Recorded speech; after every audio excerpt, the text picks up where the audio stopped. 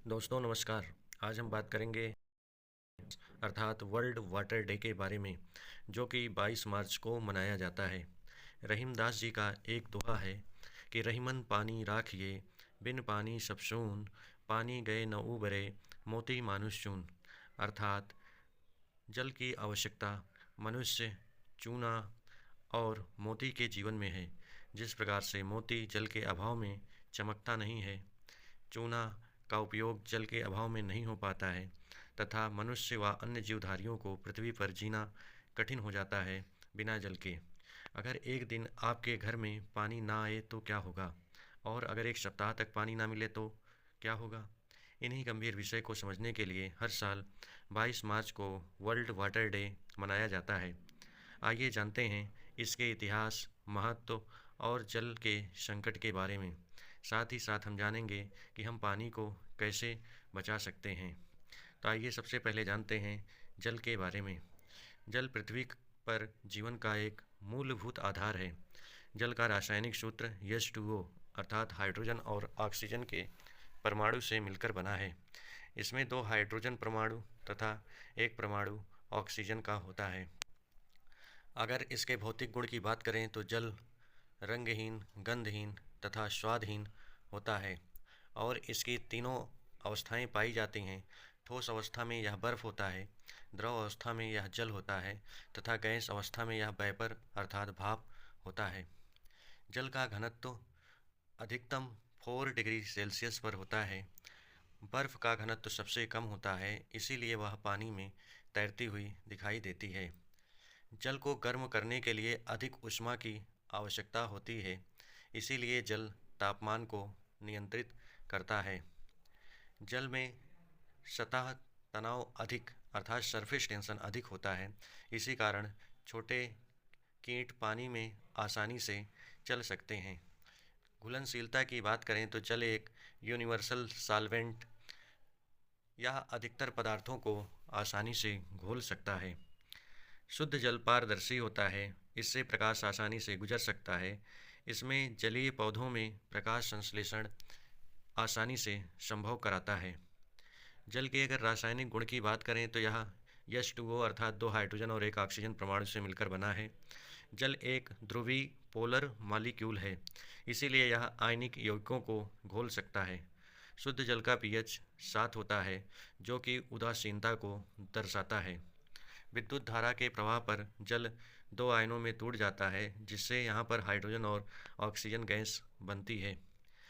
जल कई रासायनिक अपक्रियाओं में भाग लेता है, जैसे यह धातुओं के साथ अपक्रियाओं में भाग लेता है। ऑक्सीकरण और अपचयन जैसी प्रक्रियाओं में यह पार्टिसिपेट करता है। जल के अणुओं के बीच हाइड्रोजन बॉन्ड होता है, इसलिए जल के विशेष गुण उत्पन्न होते हैं। इन सब गुणों के आधार पर जल जीवन के लिए बहुत ही महत्वपूर्ण है। ये गुण जल को जीवन का आधार बनाते हैं। आइए अब बात करते हैं वर्ल्ड वाटर डे के बारे में।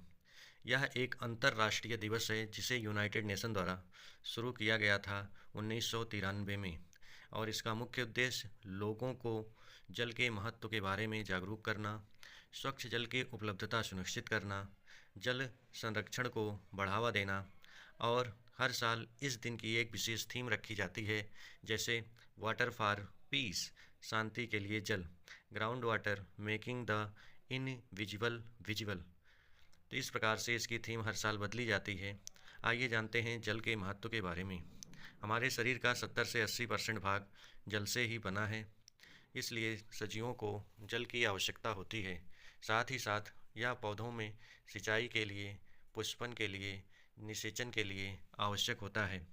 कृषि पूरी तरीके से जल पर ही निर्भर होती है, और उद्योग, बिजली उत्पादन, ये सभी पानी से जुड़ा है।